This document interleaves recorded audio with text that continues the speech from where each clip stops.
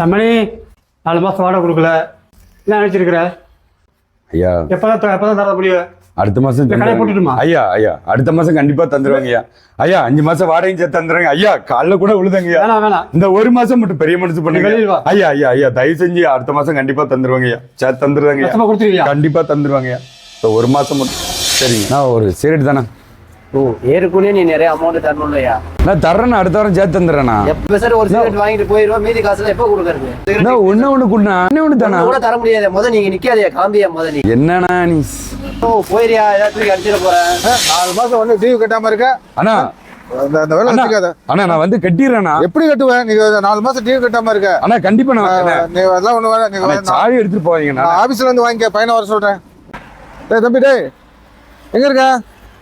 நீ அம்மன் இதுல ஒர்க் ஷாப்ல இருக்க மாதிரி அந்த சாவி வந்து எடுத்துட்டு போ. நான் சாவி வந்து தரேன், வண்டி வந்து எடுத்துட்டு போ. இல்லை சபரி, என்ன வேலை இல்லை போல இருக்கு, ஜாலியா நின்றுட்டு இருக்க.